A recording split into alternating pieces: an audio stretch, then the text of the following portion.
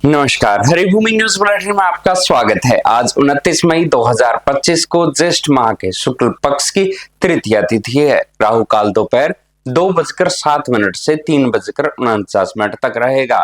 हरियाणा में आज मौसम में ज्यादातर क्षेत्रों में हवाओं व गरज चमक के साथ कहीं कहीं बूंदाबांदी या हल्की बारिश की संभावनाएं हैं। अब नजर डालते हैं आज की प्रमुख हेडलाइंस पर। ऑपरेशन सिंदूर के बाद अब टीम मोदी घर घर जाकर बांटेंगी सिंदूर। सरकार का 1 साल पूरा होने पर चलेगा अभियान। पनामा ने किया आतंकवादी के खिलाफ भारत का समर्थन देने का ऐलान। कांग्रेस सांसद शशि थरूर के डेलीगेशन ने आतंकवाद का चेहरा किया बेनकाब। केंद्र सरकार ने धान, कपास, सोयाबीन, अरहर समेत खरीफ की 14 फसलों पर एमएसपी बढ़ाई। छत्तीसगढ़ ओडिशा बॉर्डर पर नक्सलियों ने खदान से 5,000 किलोग्राम बारूद लूटा। प्रशासन अलर्ट मोड पर। केरल और महाराष्ट्र की यात्रा से बचे नागरिक। कोरोना के सबसे ज्यादा केस यहीं मिल रहे। देश में तीनों सेनाओं के जवानों पर एक ही अधिकारी ले सकेगा एक्शन। नया नियम लागू। अकाली दल के सीनियर नेता व पूर्व केंद्रीय मंत्री सुखदेव सिंह ढींडसा का निधन। अमेरिकी सरकार ने विदेशी छात्रों के लिए नए वीजा इंटरव्यू पर रोक लगाई। अब नए छात्र सोशल मीडिया की होगी जांच। अब खबरें विस्तार से। सबसे पहले खबर भाजपा से। ऑपरेशन सिंदूर की सफलता को मोदी सरकार घर घर तक पहुंचाने की तैयारी कर रही है। इसके तहत टीम मोदी घरों में जाकर सिंदूर भेंट करेगी। भाजपा के वरिष्ठ नेता ने बताया कि 9 जून को इसकी शुरुआत होगी। इसी दिन नरेंद्र मोदी ने बतौर पीएम तीसरी बार शपथ ली थी। अभियान का मूल मकसद मोदी सरकार की उपलब्धियों को जन जन तक पहुंचाना है। अभियान के दौरान ऑपरेशन सिंदूर को हाईलाइट करने के लिए पंपलेट भी बांटे जाएंगे। केंद्र के सभी मंत्री, एनडीए के सांसद और संगठन के वरिष्ठ पदाधिकारी इस अभियान में शामिल होंगे। 1 महीने तक चलने वाले इस कार्यक्रम में सभी लोकसभा सांसद अपने क्षेत्र के रोजाना 15 से 20 किलोमीटर तक पैदल यात्रा करेंगे और मंत्री हफ्ते में 2 दिन 20 से 25 किलोमीटर कर जनसंपर्क करेंगे। इसके अलावा ऑपरेशन सिंदूर के दौरान जिस भी विभाग ने इसका योगदान दिया है, किसी भी रूप में दिया हो, उसकी डॉक्यूमेंट्री बनेगी। उस विभाग में कार्यरत लोगों और उनके परिजनों को दिखाई जाएगी ताकि उन्हें गौरव और वह भविष्य में ज्यादा बेहतर तरीके से योगदान के लिए प्रेरित हो सकें। मोदी सरकार ने 11 वर्ष पूरे होने पर 9 बड़े कार्यक्रम भी निर्धारित किए गए हैं। 29 मई तक बूथ स्तर पर जनसंपर्क अभियान चलेगा। 2 से 5 जून के बीच जिला स्तर पर प्रेस वार्ताएं होंगी। हर जिले में पेशेवरों के साथ बैठक होगी। हर मंडल पर विकसित भारत संकल्प सभा होगी। शहरों के मोहल्ला और गांव की पंचायत चौपाल से सरकार की योजनाओं को आम जन तक पहुंचाया जाएगा। आयुष्मान भारत योजना शिविर हर विधानसभा क्षेत्र में लगेंगे। वीडियो व ग्राफिक्स से संबंधित डिजिटल प्रतियोगिताएं करवाई जाएंगी। सभी जिलों और जिला केंद्रों पर सरकारी योजनाओं की प्रदर्शनी लगेगी और 15 से 20 जून तक योग प्रशिक्षण शिविर लगाया जाएगा। अब बात करते हैं विदेश में गए भारतीय डेलीगेशन की। भारतीय डेलीगेशन को आतंकवाद के खिलाफ पनामा का साथ मिला है। यहाँ पर कांग्रेस सांसद शशि थरूर का प्रतिनिधित्व मंडल गया हुआ है। थरूर ने कहा कि भारत अकेले शांति से जीना चाहता है, लेकिन पाकिस्तान ऐसा नहीं होने देना चाहता। उन्होंने साफ किया कि भारत युद्ध नहीं चाहता था, लेकिन आतंकवादियों को सजा दिए बिना नहीं छोड़ा जा सकता। पाकिस्तान लगातार भारत के खिलाफ आतंकी हमलों को बढ़ावा दे रहा है। भारत ने ऑपरेशन सिंदूर इसलिए शुरू किया क्योंकि पाकिस्तान ने पहलगांव में हुए आतंकी हमले के अपराधियों के खिलाफ कोई कार्रवाई नहीं की थी। इस मुलाकात के बाद पनामा ने भारत के समर्थन का ऐलान किया है। पनामा की असेंबली के अध्यक्ष डाना कास्टानेडा ने कहा कि पनामा शांति के इस अभियान में भारत के साथ खड़ा होना चाहता है और हमें उम्मीद है कि हम आतंकवाद को हरा सकते हैं। कास्टानेडा के साथ बैठक में कांग्रेस सांसद शशि थरूर ने कहा कि हम सभी अलग अलग राजनीतिक पृष्ठभूमि और भारत के अलग अलग हिस्सों से आते हैं, लेकिन हम राष्ट्रीय उद्देश्य में एकजुट हैं। हालांकि शशि थरूर के बयानों से कई कांग्रेसी नेता उनका विरोध भी कर रहे हैं, लेकिन थरूर का साफ कहना है कि राष्ट्रीय हित में वे इस यात्रा पर गए हैं। अब किसानों के लिए बड़ा अपडेट। केंद्र सरकार ने धान, कपास, सोयाबीन, अरहर समेत खरीफ की 14 फसलों पर एमएसपी बढ़ा दी है।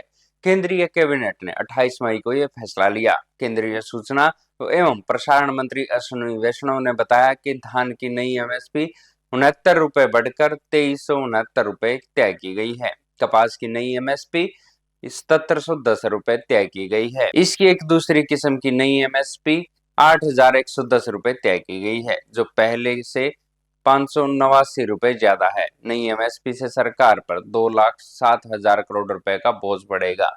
पिछले फसल सीजन की तुलना में 7,000 करोड़ रुपए ज्यादा है। केंद्रीय मंत्री ने बताया कि एमएसपी फसल की लागत से कम 50% ज्यादा हो, इस बात पर ध्यान रखा गया है। वहीं दूसरी फसलों की बात करें तो मूंगफली का समर्थन मूल्य ₹480 बढ़कर ₹7,263 हो गया है। ज्वार हाइब्रिड व मालदंडी में ₹328 और बाजरे में ₹150, रागी में ₹596, मक्का में ₹175, अरहर दाल में ₹450, मूंग दाल में ₹86, उड़द में ₹400, सूरजमुखी में ₹441, सोयाबीन में ₹436, तिल में ₹579, राम तिल में ₹820 प्रति क्विंटल की बढ़ोतरी की गई है। वहीं केंद्र सरकार ने 2025-26 के लिए किसान क्रेडिट कार्ड की ब्याज सब्सिडी योजना को जारी रखने का फैसला किया है।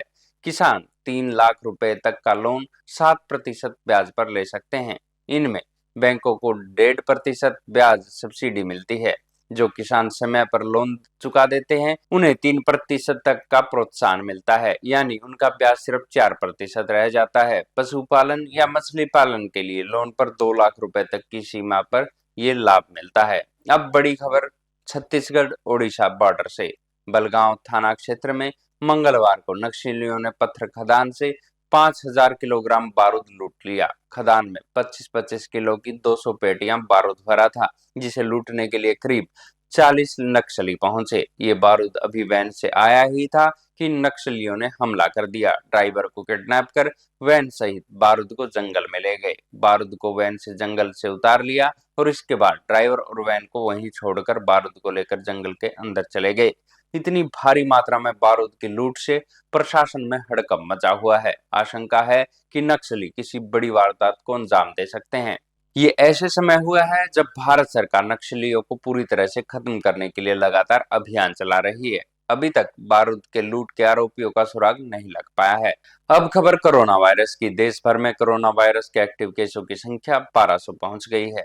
महाराष्ट्र एक्टिव केस के मामले में दूसरे नंबर पर है। यहाँ 325 मरीज हैं। इनमें से 316 मरीज सिर्फ मुंबई में हैं। केरल में सबसे ज्यादा 430 कोरोना मरीज हैं। मंगलवार को महाराष्ट्र में 66, कर्नाटक में 36, गुजरात में 17, बिहार में 5 और हरियाणा में 3 नए मामले सामने आए हैं। हरियाणा में अब कोरोना मरीजों की संख्या 13 हो गई है। ऐसे में जानकार बंबई और केरल की यात्रा करने से बचने की सलाह दे रहे हैं। वहीं नॉर्थ ईस्ट में भी कोरोना के मामले सामने आने लगे हैं। अरुणाचल प्रदेश में मंगलवार को 2 महिलाएं कोरोना पॉजिटिव पाई गई। इनमें से एक को बुखार और हल्की खांसी थी, जबकि दूसरी महिला को कोई लक्षण नहीं है। उत्तर प्रदेश के फिरोजाबाद में मंगलवार को 78 साल के कोरोना पॉजिटिव बुजुर्ग की इलाज के दौरान मौत हो गई। ये राज्य में कोविड के नए वेरिएंट की पहली मौत है। इसके अलावा महाराष्ट्र, राजस्थान, पश्चिम बंगाल, कर्नाटक और मध्य प्रदेश में कुल 11 मरीजों की मौत हो चुकी है। प्रधानमंत्री मोदी के 29 और 30 मई को यूपी बिहार दौरे के मद्देनजर राज्य का स्वास्थ्य विभाग की अलर्ट पर है। निर्देश दिया गया है कि पीएम के 100 मीटर के दायरे में रहने वाले सभी लोगों की कोरोना जांच होगी। अब खबर सेना से। देश में तीनों सेनाओं के जवानों को अब एक ही अधिकारी एक्शन ले सकेगा। 27 मई से इंटर सर्विस ऑर्गेनाइजेशन नियम लागू कर दिया गया है। केंद्र सरकार ने इसका नोटिफिकेशन भी जारी किया है। नए कानून बनने से इंटर सर्विस ऑर्गेनाइजेशन के तहत एक कमांडर इन चीफ या ऑफिसर इन कमांड की नियुक्ति होगी। ये कमांडर सैनिकों पर कंट्रोल करने, कार्रवाई करने में सक्षम होगा। फिर सैनिक किसी भी सेना से जुड़ा हो। इंटर सर्विस ऑर्गेनाइजेशन बिल 2 साल पहले मॉनसून सत्र में संसद में पेश और पारित किया गया था। 15 अगस्त 2023 को राष्ट्रपति की मंजूरी मिलने के बाद इसे 10 मई 2024 से लागू किया गया। सरकार ने बुधवार को नए नियमों को भी आधिकारिक रूप से राजपत्र के माध्यम से अधिसूचित कर दिया है। अब पंजाब से एक दुखद खबर। पंजाब में शिरोमणि अकाली दल के सीनियर नेता व पूर्व केंद्रीय मंत्री सुखदेव सिंह ढींडसा का 89 साल की उम्र में निधन हो गया। वो लंबे समय से बीमार चल रहे थे।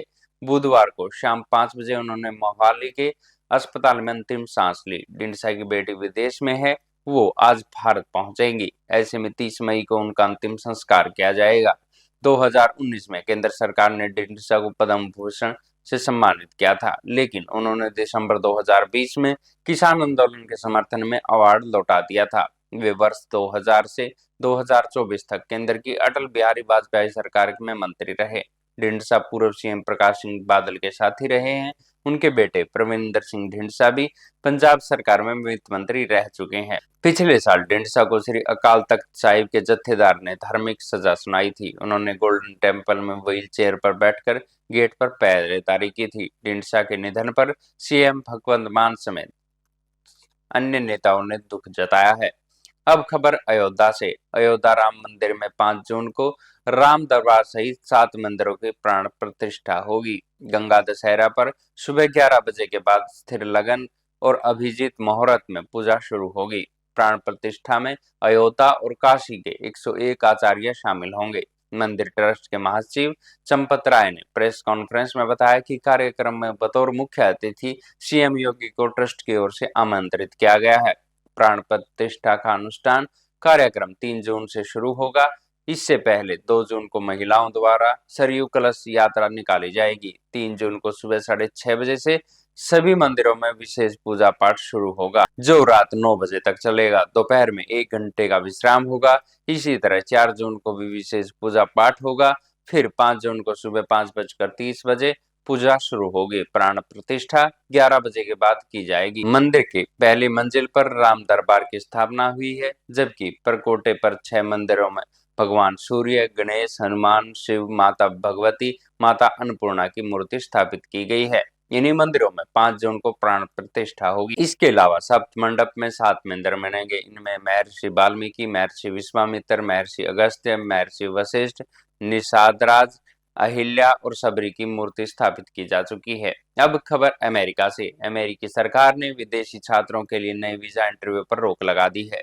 विदेश मंत्री मार्को रूबियो ने मंगलवार को इसे लेकर आदेश जारी किया। आदेश का मकसद देश की यूनिवर्सिटी में यहूदी विरोधी और वामपंथी विचारों को रोकना है। रूबियो ने दुनिया भर में अमेरिकी दूतावासों को आदेश जारी कर कहा कि वे स्टूडेंट वीजा के लिए नए इंटरव्यू शेड्यूल न करें, क्योंकि ट्रंप सरकार अमेरिका में आने वाले छात्रों के सोशल मीडिया प्रोफाइल की जांच को और सख्त करने जा रही है। हालांकि पहले से शेड्यूल किए गए इंटरव्यू हो सकते हैं, लेकिन लिस्ट में नई अपॉइंटमेंट नहीं जोड़ी जाए। ये कदम ट्रंप सरकार और हार्वर्ड यूनिवर्सिटी में चल रहे विवाद से जोड़कर देखा जा रहा है। ऐसी ही खबरों से जुड़े रहने के लिए देखते रहिए हरिभूमि टीवी। और अगर खबरों को विस्तार से जानना है तो हरिभूमि अखबार पढ़े या हरिभूमि की वेबसाइट पर जाएं।